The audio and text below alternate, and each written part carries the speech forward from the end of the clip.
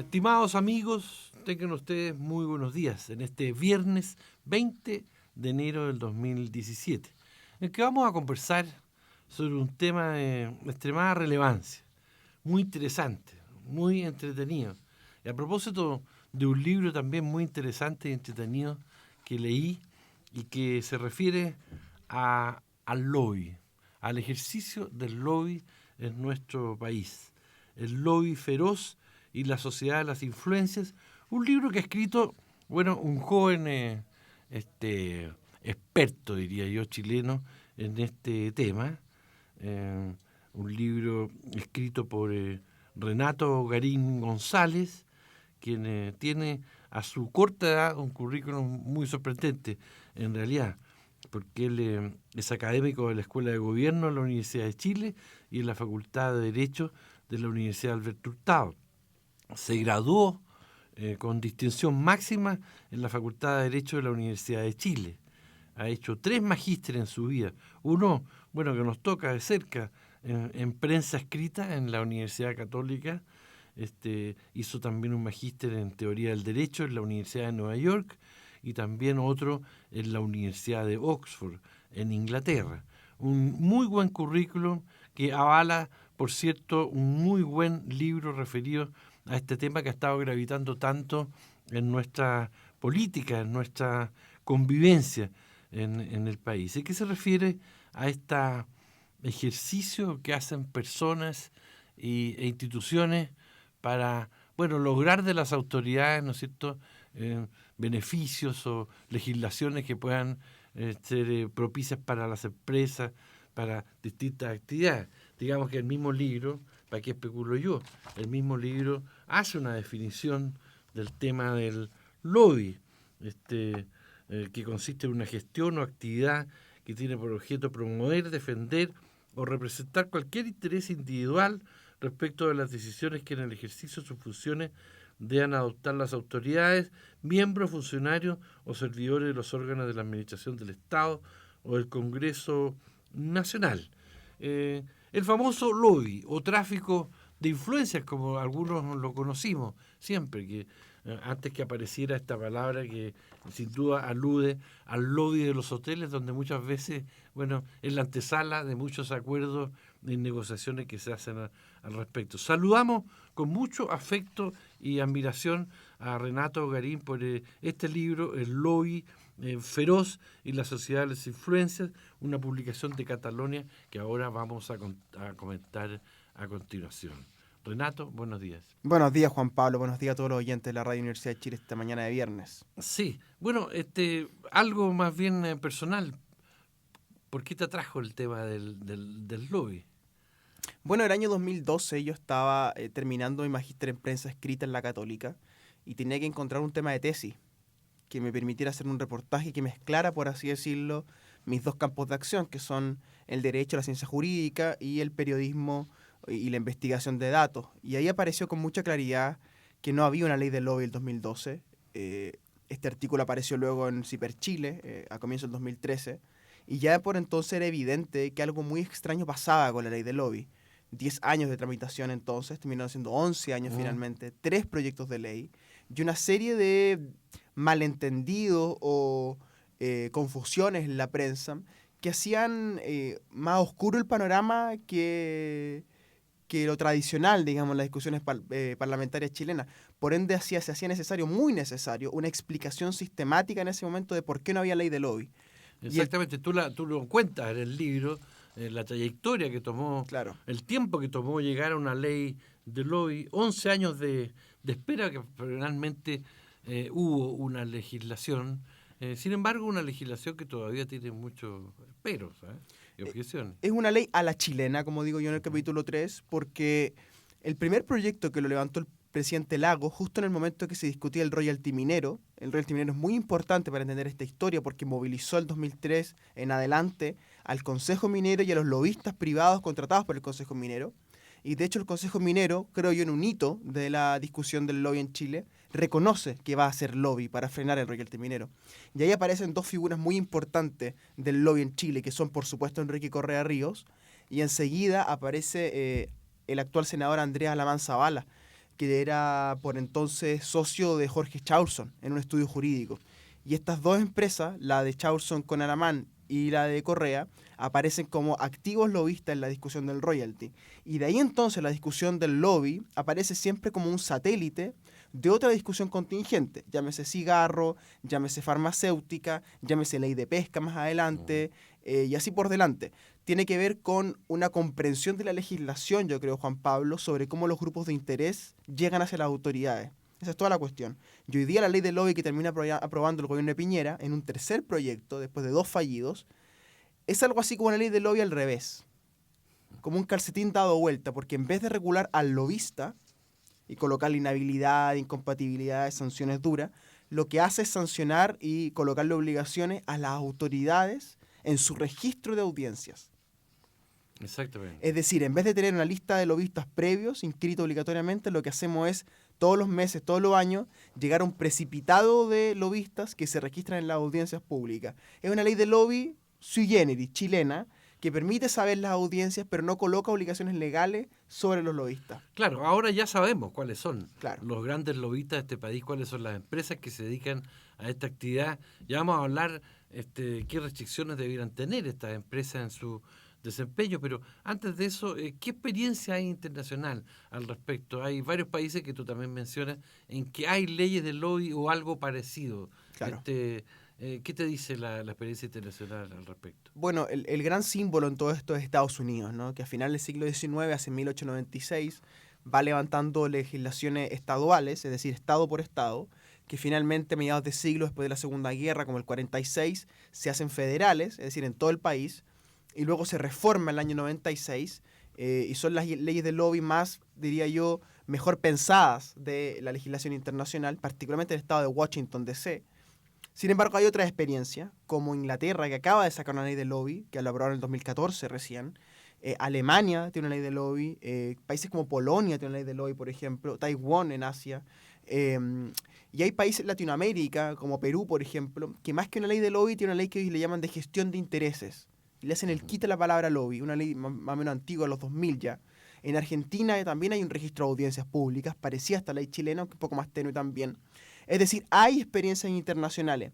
Lo que es una curiosidad, Juan Pablo, respecto del mercado chileno del lobby, cuando uno lo compara con otros mercados internacionales, es que en Chile se da la, digamos, curiosidad increíble de que los grandes lobistas son a la vez grandes opinólogos o expertos públicos en diversos temas. Por ejemplo, ocurre algo en Chile y se llama inmediatamente a los medios de comunicación, o a muchos de ellos, al señor Tironi, a la señora Vitar, cuando no algún experto en imaginación consultora del señor Correa.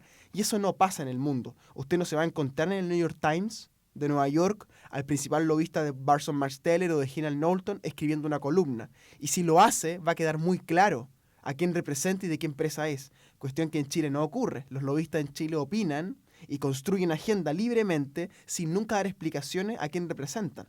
Sí, ahora este libro a uno lo hace reflexionar mucho y la verdad plantearse dónde deberían estar los límites de una actividad que aparentemente aparece como extraña, siniestra, oscura, en la sombra. ¿Es legítimo hacer lobby? ¿Es legítimo que las empresas contraten oficinas y expertos, ¿no es cierto?, para la defensa de sus intereses ante las autoridades públicas? Es legítimo porque la Constitución, y la mayoría de las constituciones así lo avala, que es el derecho de petición. Es el derecho de ir a una autoridad y pedirle algo. Arrégleme la vereda, arrégleme el alcantarillado. Lo que ocurre es que estas empresas encuentran un nicho de negocio muy potente que se combina con sus círculos sociales, que se combina con las burbujas sociales y que en el escenario chileno de gran disociación entre la alta burguesía y el resto del país es escenario propicio para generar ciertas concentraciones de mercado, cierta manera de entender la política que se hace hegemónica al poco andar. Entonces, si bien es legítimo el lobby, lo que no es legítimo es el secuestro de la democracia. Claro. Que es lo que a mi juicio ha ocurrido en Chile. Los casos Penta y SQM lo que muestran... Porque el derecho a demandar de la autoridad algún beneficio es un derecho ciudadano, público. Correcto. Y para eso existen organizaciones de la sociedad civil. Totalmente. Que se organizan para eso, como Totalmente. Los sindicatos, los gremios, en fin. ¿Por qué tienen que existir entonces lo que ocurre estos es que intermediarios entre estas oficinas encuentran, como le decía, un gran negocio que es comunicar intereses privados a las autoridades públicas. Yo siempre le digo a los estudiantes, es como hacer gancho. ¿sí? Las empresas quieren llegar a la autoridad y el lobista se ocupa de llevarle los argumentos y traer de vuelta la respuesta, ¿no? Y los lobistas lo que perfilan es una estrategia de lobby que va acompañada de otros servicios, por ejemplo la gestión de crisis. La gestión de crisis es muy importante. Cuando a usted le ocurre una embarrada grande en su empresa, entra en desesperación, ¿verdad? Está querellado por un lado, tiene la prensa por el otro. Llama a usted a estos expertos. Ellos desembarcan en su empresa, con abogados probablemente, y hacen control de daños, le llaman a esa situación, y se hacen, por así decirlo, el control de la empresa durante 3 semanas, le arreglan la empanada, usted les paga y se van. Ese es un servicio muy clave que las empresas de lobby hacen. ¿Por qué aparecen, creo yo? Porque el lobista, en el fondo, las empresas de lobby en Chile, son una muestra patente de cómo funciona nuestra sociedad, particularmente cómo funcionan las altas burguesías. Las altas burguesías funcionan como actores red, es decir, sumas de redes en torno a personas e instituciones que se colocan luego para un fin. Esto es muy importante. O sea, las construcciones de contacto, el capital social que se le llama, en este tipo de empresas es siempre puesto para un fin, puesto para un objetivo, que luego cobra, por supuesto. Entonces, lo que vemos en este ejercicio es una monetarización de las redes sociales personales, digamos, que se vuelven claves para la política. Ahora, yo tengo la impresión de que desde que Chile existe o la República existe, es que el tráfico de influencia se ha ejercido siempre. Ha habido personas que voluntariamente o remuneradamente han hecho estas gestiones ante las autoridades para conseguir beneficios para determinados intereses. Entonces, a eso, al respecto, uno piensa, bueno, qué bueno que existe una ley que regule esta situación, porque la verdad que siempre se ha presentado para muchos abusos. El padre que quería meter cuña para meter a su hijo en tal colegio, el empresario que quería meter cuña en la municipalidad para que lo autorizaran a construir casas o edificios. En fin, esto ha sido antiguo, muy antiguo, y claro, y yo noto que con el término de la dictadura, esta actividad se reanima, la oportunidad que, lo saco del libro por lo demás que leo, la oportunidad que le dio le dieron los nuevos tiempos a personas como Correa y otros de poder ejercer o seguir ejerciendo influencia en la autoridad una vez que dejaron sus primeros cargos de gobierno y bueno, y ponerse a servicio de esta empresa y por lo tanto emprender una actividad que les ha sido muy lucrativa. ¿Es muy lucrativo hoy día hacer lobby? Es bastante lucrativo para las empresas grandes. La base de esto, Juan Pablo, es tener mucho capital social. Si usted pasó por la política, va a tener demasiados contactos que le van a permitir hacer más fácil su vida empresarial. Lo que ocurre es que, tal como dicen algunos autores que yo cito al comienzo, este es un negocio de insiders, es decir, gente que viene de adentro de la política, hace lobby luego. El caso de Correa es muy interesante porque él tiene una historia política notable, ¿no? De la ADC primero, el MAPU, la Unidad Popular, ¿verdad? Y qué bueno que lo registraste en el libro, porque eso explica mucho El personaje, ¿no? el personaje, sí. Y él llega a ser ministro con Elwin. Yo no esperaría, a la luz de su trayectoria, que se quede en el servicio público, ¿no? O como ministro de nuevo, como senador, como diputado, como presidente de un partido político, como lo que sea. Pero él elige privatizarse. Y creo yo que se privatiza no solo por la plata, que es un factor, sino por el poder. Porque el poder está hoy día en la construcción de puentes, redes, túneles entre lo público y lo privado. Los gringos dicen, se requieren 2 para el tango. Yo digo en el libro, son 3. La empresa, el Estado y el articulador, que puede ser abogados, oficinas de comunicaciones, oficinas de lobby. Y ese rol se ha vuelto clave en esta democracia, porque en esta democracia, en este régimen, lo que manda no es ni lo público ni lo privado, sino aquellos sujetos que han logrado integrar ambos mundos en sí mismos. Por ejemplo, Alfredo Moreno, que pasa de canciller a Penta y de Penta a la CPC. Eso es un típico caso de cómo funciona este régimen político. Claro, la cantidad de ministros que después se incorporaron a las universidades privadas, ministros de educación, por ejemplo, o altos funcionarios de la educación. En fin, esto ha sido constante en todo este periodo de la postdictadura, como prefiero llamarla yo. Ahora, lo que pasa es que este lobby, que hoy día está regulado con una ley, en definitiva no ha frenado la corrupción. Y lo que podemos ver nosotros es que de grandes operaciones lobísticas, bueno, también se desprenden grandes corrupciones, como cuando, por ejemplo, se hizo lobby para la ley de pesca, cuando se hizo el mismo Consejo Minero que tú citaste, hizo lobby para la ley del royalty. Lo que vemos entonces es que hay funcionarios públicos que reciben sobornos a partir de este tráfico de influencia o lobby, y por supuesto, hoy día el desprestigio general que afecta a la política justamente por la cantidad de involucrados en esta corrupción. ¿Qué habría que hacer entonces? Es decir, ¿falta regulación o simplemente hay que ponerle freno a estas actividades del lobby? Yo creo, por un lado, Juan Pablo, que en el punto de vista legal necesitamos reglas de puertas giratorias, que se llama, o inhabilidad e incompatibilidades, que hagan más difícil el tránsito de personas clave entre los directorios y los ministerios y viceversa. A mi juicio eso es corrupción legalizada. Cuando el señor Guilizasti se pasa de la comisión ad hoc de la Corfo, que le estaba revisando los papeles a la empresa SQM, y se pasa a la presidencia de SQM, Claro. eso es bastante cuestionable, digamos, y es legal en este momento.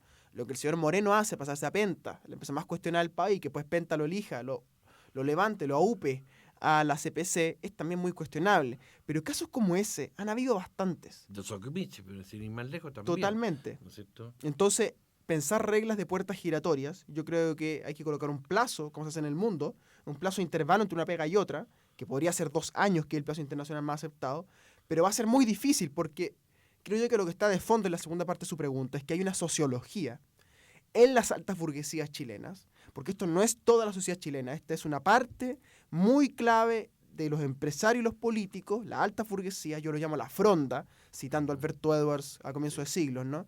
Que han construido intereses propios, que han construido usos propios y expectativas comunes. Por ende, no está mal visto en ese mundo hacer estas puertas giratorias, por ende, no está mal visto en ese mundo hacer un lobby desenfrenado, porque es parte del éxito que se busca en ese mundo, en esa fronda. Lo que yo creo que hay que hacer es cuestionar de frente la manera en que este régimen ha construido lo que llamamos deliberación. La deliberación en Chile es básicamente la acumulación sistemática o apelotonada de grupos de interés. Y los grupos de interés lo que hacen, en último término, es desguazar cualquier discusión pública. Cuando usted le termina entregando la redacción de un proyecto de ley sobre pesca a las pesqueras, deshace la deliberación. Cuando las mineras redactan la ley, deshace la deliberación. Lo mismo en las universidades, en las farmacéuticas, en las tabacaleras. Se termina mirando al grupo de interés más preocupado de la legislación para que ellos propongan las reglas, lo que es absurdo.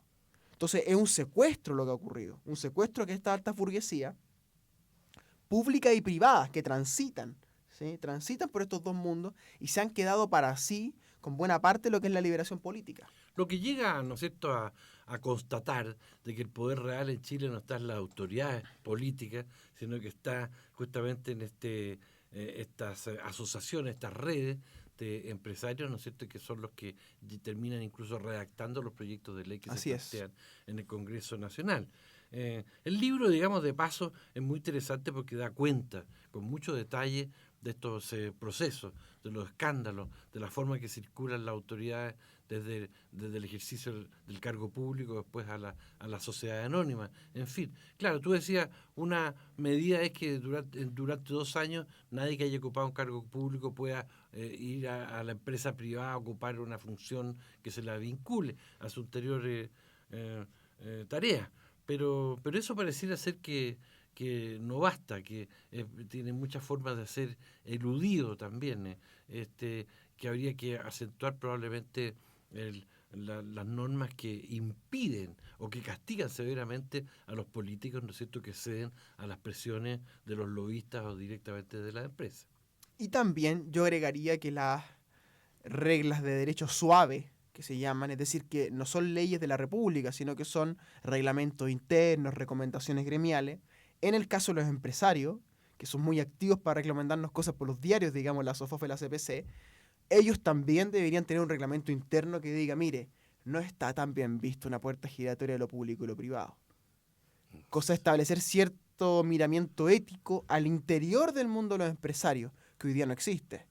Entonces, si uno le dijera a los empresarios, haga una regla en su reglamento de la CPC, de la SOFOFA, que diga, no es recomendable hacer puertas giratorias en menos de 2 años en la misma industria regulada a la que usted estaba antes. Porque la ley de la República, Juan Pablo, también tiene límites. No es el único estándar que se puede usar en el mundo para establecer conducta o recomendar conducta. Los colegios profesionales, por ejemplo, en el caso de los abogados, los gremios, la misma opinión pública. Tenemos que subir los estándares respecto a qué exigimos. Un poco lo que ha ocurrido, creo yo, con el tema de transparencia, Juan Pablo, que me parece preocupante, en el último capítulo lo digo, que es que está una especie de casa de vidrio. O sea, ¿Se acuerda usted la casa de vidrio que hubo en el centro con Baby Exactamente. Bump un tiempo, hace ya 10, 12 años? Que era una mujer que se paseaba en una casa de vidrio, se duchaba, ¿verdad? Tenía su vida, y afuera la gente la observaba. Metafóricamente, hemos hecho eso con la clase política, ¿no? Con la fronda más ampliamente. O sea, los ciudadanos nos colocamos afuera y los miramos para adentro. O, en otra metáfora, un reality show. Están todos adentro del reality, nosotros afuera, y vamos votando por mensaje de texto a ver cuál es el que nos gusta más, cuál es el más provocador, cuál es el más simpático, o cuál sale más tiempo en la tele. El punto de fondo es que en la medida que los ciudadanos quedan afuera de esta casa de vidrio, afuera del reality, esa frontera entre la fronda y la ciudadanía se vuelve inexpugnable. ¿Sí? Se vuelve una relación entre la galería y el escenario, en el fondo. Entonces lo que hay que hacer aquí es que la transparencia sea un principio de toda la vida social chilena.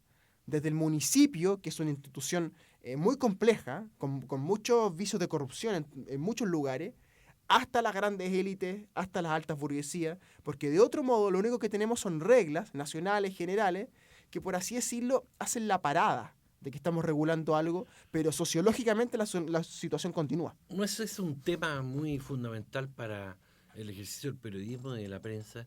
Yo me acuerdo haber leído tu libro, digamos, una suerte de homenaje o reconocimiento al papel de CIPER y otras instituciones periodísticas en la denuncia justamente de todos estos escándalos. Allí donde hay diversidad informativa, que es en definitiva el valor de la democracia, es posible controlar mucho más esta situación. Exactamente, lo que ocurre en la transición o en la postdictadura, como usted la llama, es que Enrique Correa en particular y otros personajes, pero Enrique Correa en particular, operaron sustancialmente para dejar sin financiamiento internacional a revistas como APSI, a revistas como Análisis, ¿verdad? Y le fueron cerrando el grifo a otras publicaciones periódicas, que lo que hicieron fue concentrar el mercado de los medios de comunicación durante muchísimo tiempo y hicieron muy manejable para estas altas burguesías la información.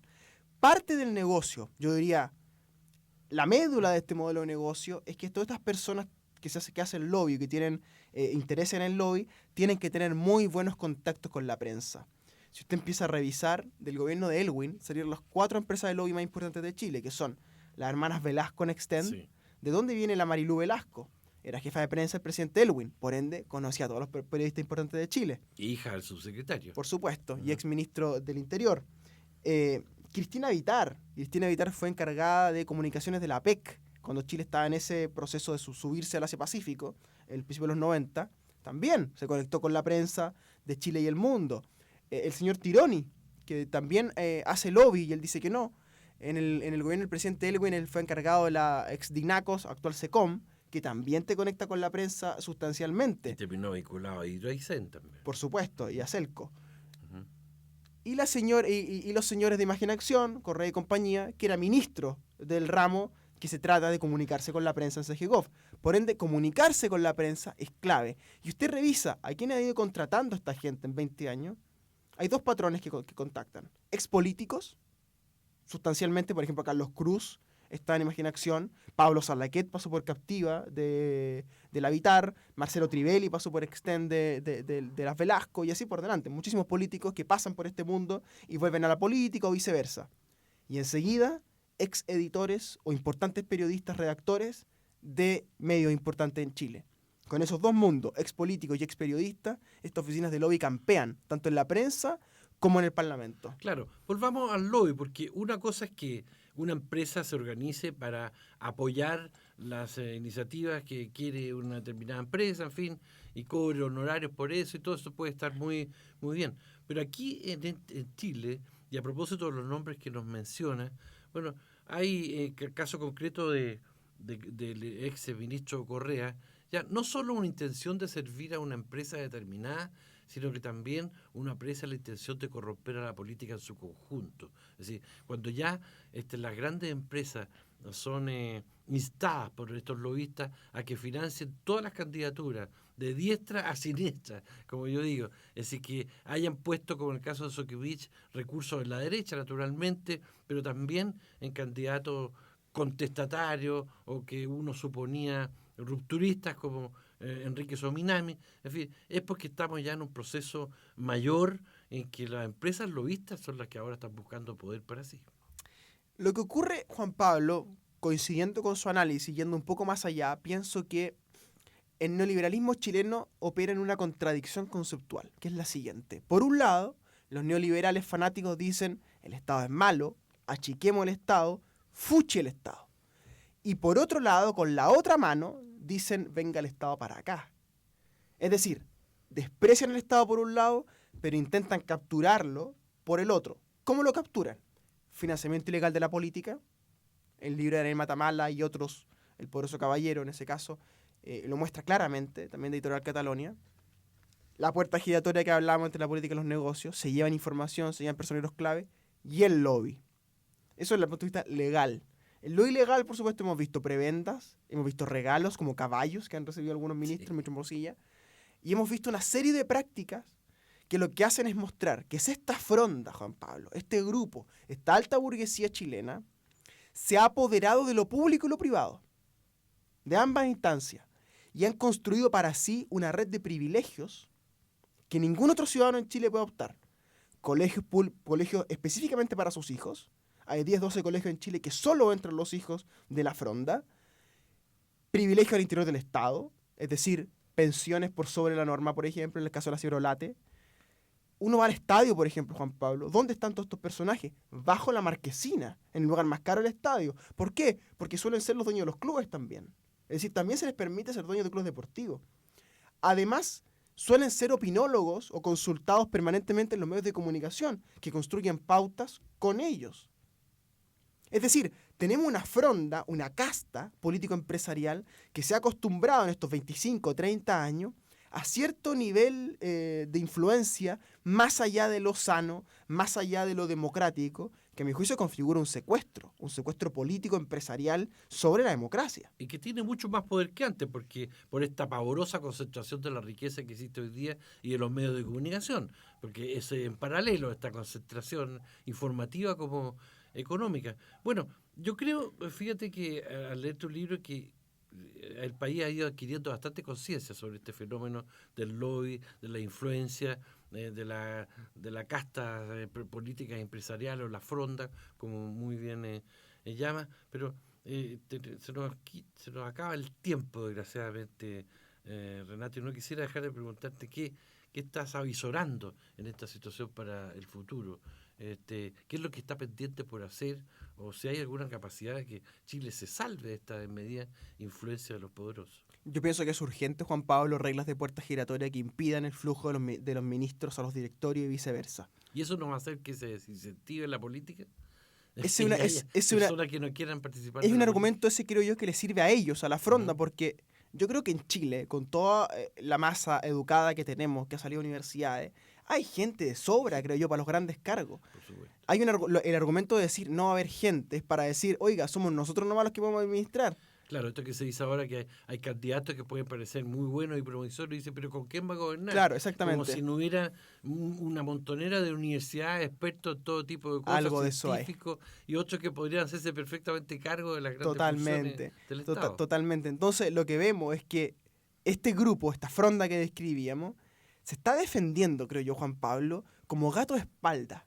Yo muestro en el capítulo 7 cómo Correa y Tironi le han bajado el perfil a la crisis de ese Comipenta, diciendo que el financiamiento ilegal de la política no es tan grave, que no es corrupción pura y simple, que aquí en el fondo estamos histéricos de algo que no deberíamos estar histéricos. Me parece que esa manipulación de la realidad es gravísima.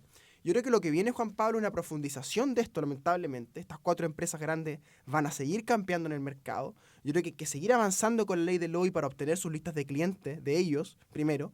Después, colocar la inhabilidad de incompatibilidades. Hoy día usted puede ser presidente de un partido político y presidente de una oficina de lobby, por ejemplo. Y a la vez, creo yo, la cuestión más cultural, Juan Pablo, medios de comunicación como esta radio, este medio de comunicación, el diario de la Universidad de Chile también, periodistas como María Elena Monker, periodistas como Daniel Matamala, periodistas que están escribiendo permanentemente sobre cómo se cocinan las cosas en Chile, creo yo que tienen que tener un rol preponderante. Los medios de comunicación tienen que ser el dolor de cabeza de los poderosos. Alguien decía por ahí que hacer periodismo es publicar algo que alguien no quiere que publiques. Todo el resto de relaciones públicas. Yo creo que hay que hacer periodismo con Correa, hacer periodismo con Tironi, con Las Velasco, con La Vitar. Porque de otro modo, Juan Pablo, lo que vamos a tener es una burbuja de la alta burguesía incuestionable, que solamente va a llegar a nosotros por escándalos. La lógica del escándalo no me parece fructífera. Me parece que el escándalo pierde la atención del asunto. El caso Chile Ambiente, por ejemplo, con el PPD. Un escándalo. Pero detrás de ese escándalo, ¿qué hay? Un funcionamiento irregular de las fundaciones en Chile, de las personas jurídicas en general, que permiten que la máscara de la sociedad civil, ¿sí?, importante en cualquier democracia, la sociedad civil, es usada como máscara para financiar ilegalmente un partido, ¿sí? Y ese tipo de prácticas solamente pueden aparecer a la luz con un periodismo robusto, fuerte, que el Estado ayude a levantar ese periodismo, por supuesto, que el Estado no puede estar de auspiciante de los dos grandes medios solamente. Y enseguida, creo yo, Juan Pablo, que es clave, por supuesto, es que el ciudadano común y corriente empiece a mirar a esta fronda política no solo con distancia, sino con cuestionamiento político. Es decir, ¿qué hicieron con mi voto? ¿Qué hicieron con la soberanía que yo les trasladé aquella elección del año 89, creo yo, cuando gana Patricio Elwin, que cuando ocurre el secuestro y el grupo elwinista, encabezado por Correa, dicen, mira, mejor organicemos nosotros esto porque si no se puede desbandar. Y ahí cierran los medios de comunicación, cierran el proceso. Exactamente. Y se quedan con el régimen, ¿no? Se quedan con el régimen. Creo yo que el desafío aquí es quitarle el régimen político a esa fronda y democratizar. O dicho en una frase, Chile está en una decisión histórica. O fronda o república. Pero ambas cosas no son compatibles. Exactamente. Bueno, muchas gracias, Renato. A usted, Juan Pablo, a este Garín, medio de comunicación, a la Radio Universidad de Chile, por supuesto. Sí, por esta entrevista que, bueno, hemos transmitido en Radio Universidad de Chile, pero también vamos a transmitir en un rato más, va a estar presente la entrevista en nuestro diario electrónico, en Diario TV, donde usted podrá revisar las imágenes, por ejemplo, las imágenes de este libro que yo concluyo esta entrevista recomendando muy vivamente a todos nuestros auditores y telespectadores. El lobby feroz y la sociedad de las influencias, bueno, de Renato Garín González, a quien le volvemos a agradecer por su concurrencia. A usted, Juan Pablo, muchas gracias a esta radio también.